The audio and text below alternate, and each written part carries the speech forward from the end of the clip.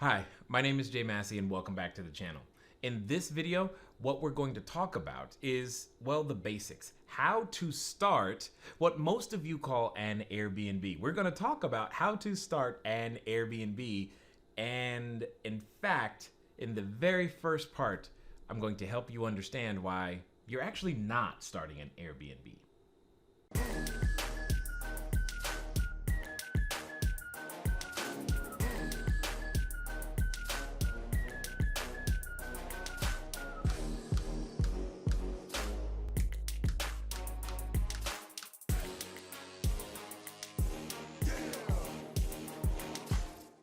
Hi, Jay Massey here, and at the Cashflow Diary, we get the privilege of helping entrepreneurs just like you become bigger, better, badder using real estate strategies and building your cash flow.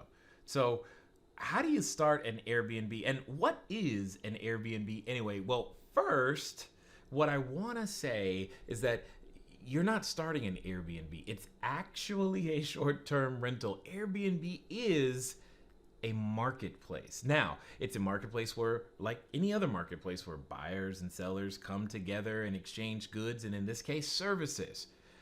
Here's what is happening though. For you and I, for everyday individuals, the opportunity, the barriers to entry have been lowered. All of you who would be business owners one day, well, we all have an opportunity now, and maybe some of you existing business owners right now, you too have an opportunity to be able to increase your revenue, increase your cash flow, and most importantly, decrease your time in the process. Airbnb is a platform that right now has a little more than 6 million listings and over 65,000 cities. Said another way, it's probably right in your city, right next to you, and you may not even know it. Here's the thing. One of the most important things for any marketplace is that there be buyers as well as sellers. So it's really clear in the case of buyers who they are. They're the individuals who are looking for a place to stay. But who are the sellers?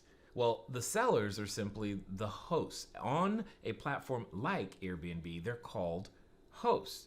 So to become a host, there are a number of steps involved.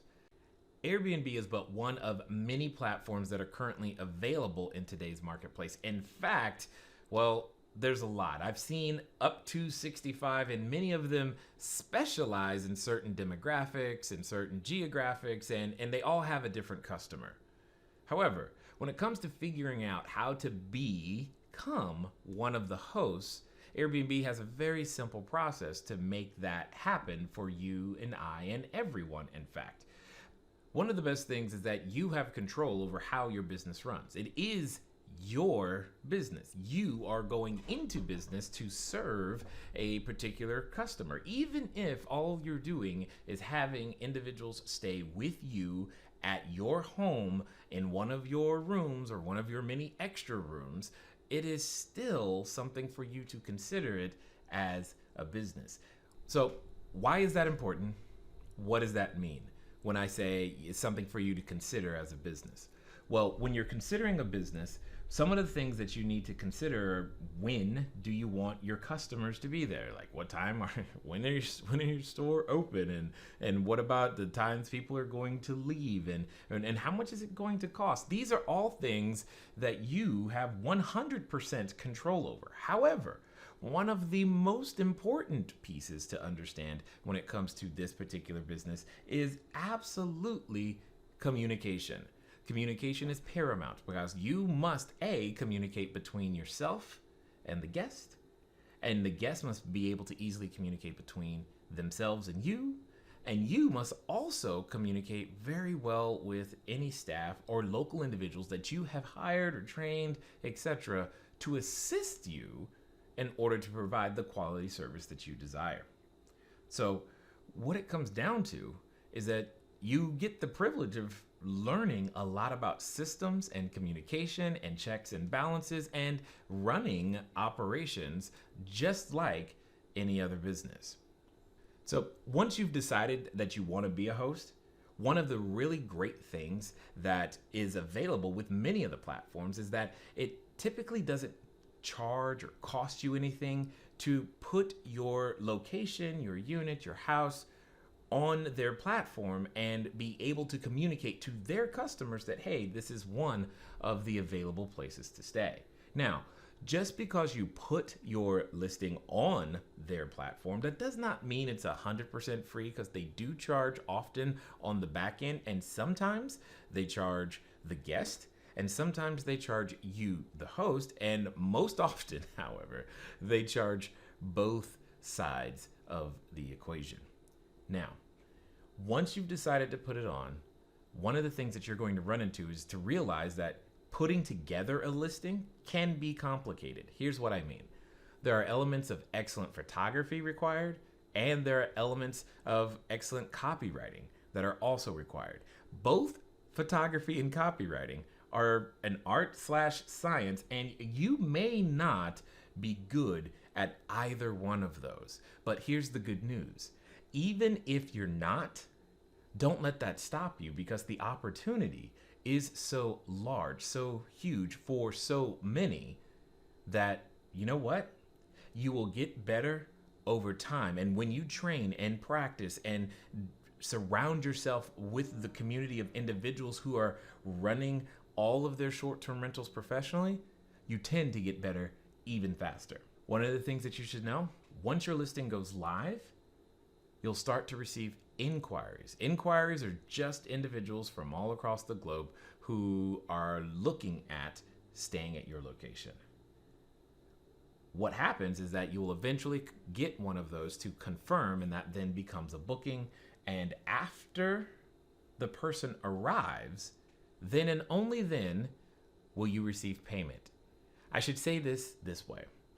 At the moment the reservation is confirmed, which could be days, weeks, months ahead of when they're actually arriving, the guest has already made 100% of the payment in most cases. Now, recently, Airbnb has made it possible for guests to pay in multiple installments.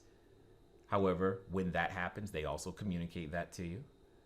Yet you, the host, will not receive your compensation under normal circumstances until 24 hours after the guest has actually arrived. Now, how much can you earn? Well, there's a big debate around that, and you get to choose. One of the things about all of the locations that are available is that the host, the operator, if you will, gets to set their prices. Now, that's also one of the most difficult things about becoming a host, is figuring out what to charge. So oftentimes there's a lot of work involved in trying to figure out what is going to happen 12 Tuesdays from today. And should I charge more on this Tuesday or less because it's a Tuesday? And what about this Friday? And there's a holiday, and all of those things that go into the complicated world of revenue management absolutely exist here. But again, it still can be done. Above all, what's most important to understand is that the question you must answer is, who do you want to serve? You get to choose, and you should choose, because once you have chosen, everything else becomes easier. I didn't say easy, I said it becomes easier. With that, what you want to understand is that who you choose to serve determines things like your location. It determines what goes in the unit. It determines even what type of real estate you should be using. However, you should know that there is really no wrong type, in my opinion. Here's why. I know for a fact that yes, location is important. Yes, does it have a bathroom or bedroom? That can be important, but it's always relative to the person who you are looking to attract. More importantly, it's relative to the experience that person is looking to have at your piece of real estate. Here's what I mean. I have seen places where they've been in the middle of mountain country and it's a covered wagon. I've seen airplanes, missile silos, and all kinds of interesting things converted into places to stay and listed on Airbnb. It's about the experience at the piece of real estate. And I know I can hear all of the realtors saying it's location, location, location. However, it is more about the experience someone has at your location than the location in and of itself.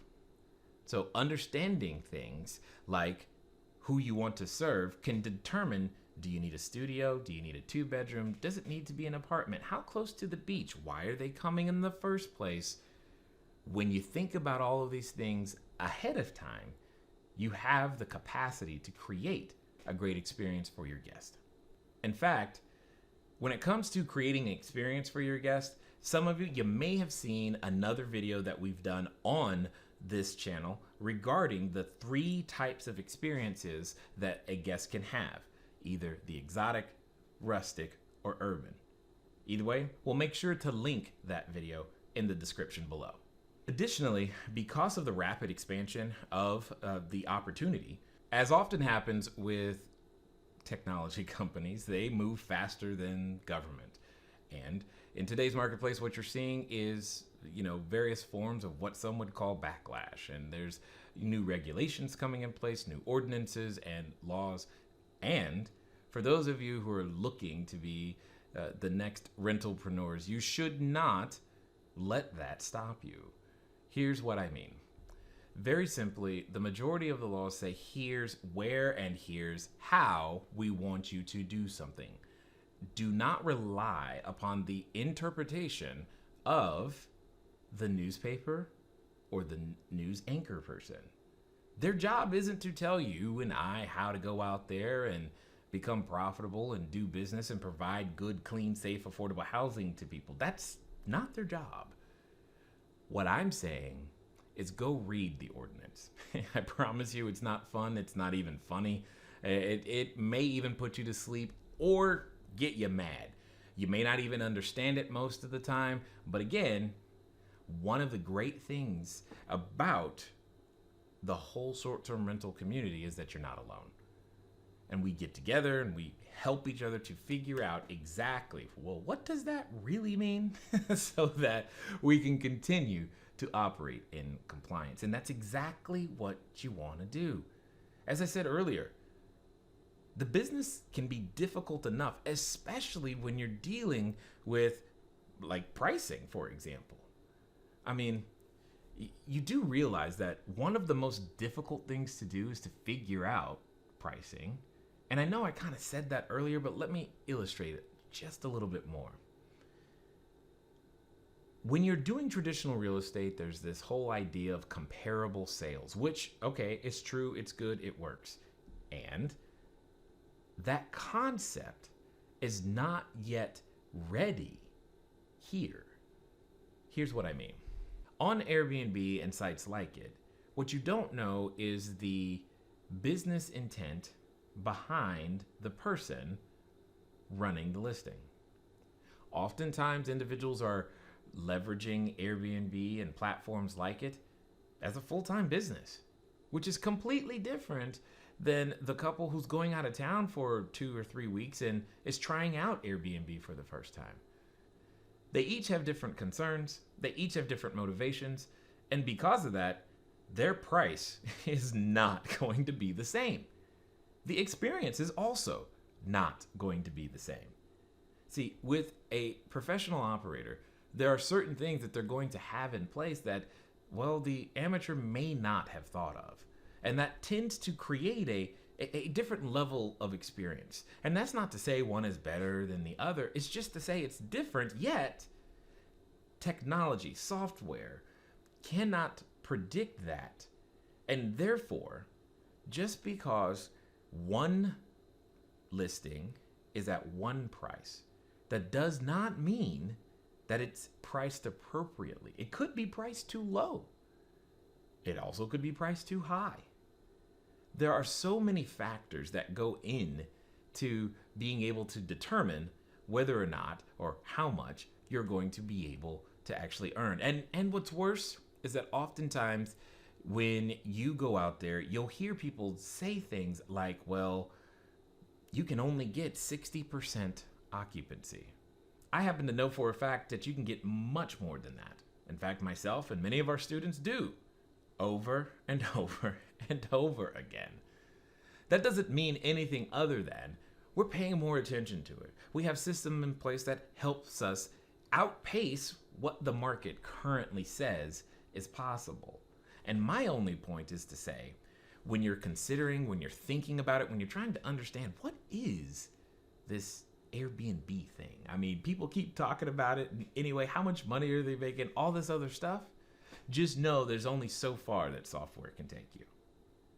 Anyway, if you guys like information like this, do me a favor. Hit the like button, hit the subscribe button, and comment below. Tell me, have you considered getting involved in short-term rentals before? If so, where? Why? What is it that you're hoping that short-term rentals will be able to do for you? For now, it's been good talking to you today. I look forward to talking to you soon.